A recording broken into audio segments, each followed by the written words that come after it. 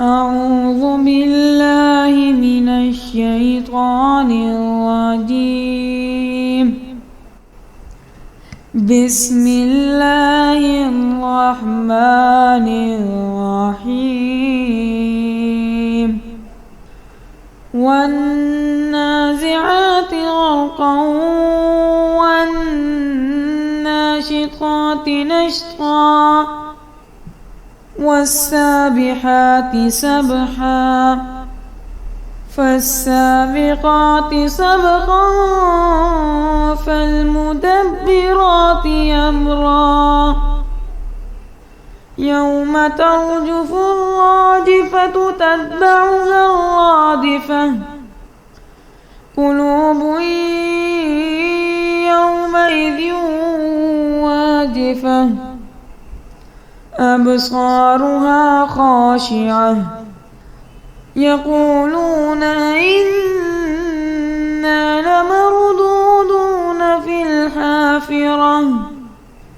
أإذا كنا عظاما نخرة قالوا تلك إذا كرة خاسرة فإنما هي زجرة واحدة فإذا هم بالساهرة هل أتاك حديث موسى إذ نادى ربه بالواد المقدس طوى اذهب إلى فرعون إنه طغى فقل هل لك إلى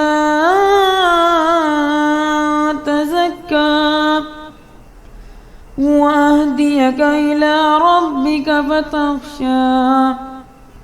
فأراه الآية الكبرى فكذب وعصى ثم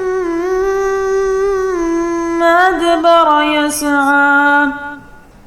فحشر فنادى فقال أنا ربكم الأعلى فأخذه الله نكال الآخرة والأولى إن في ذلك لعبرة لمن يخشى أنتم أشد خلقا أم السماء بناها رفع سمكها فسواها وأغطش ليلها وأخرج ضحاها والأرض بعد ذلك دحاها أخرج منها ماءها ومرعاها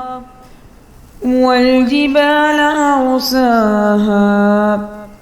متاعا لكم ولأنعامكم فإذا جاءت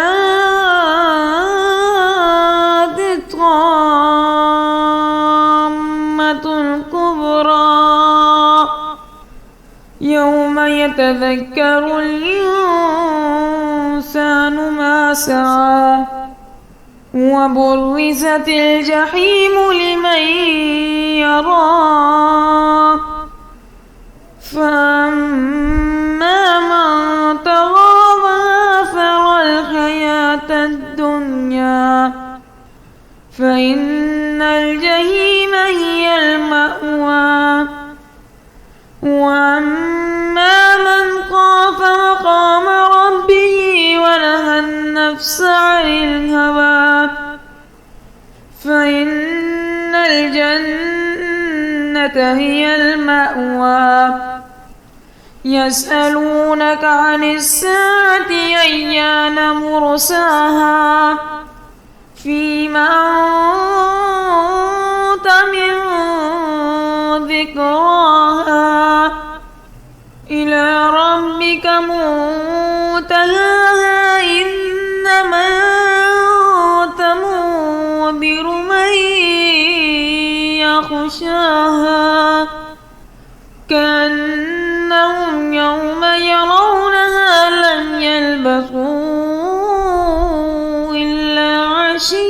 خافية أو ضحاها. صدق الله العظيم.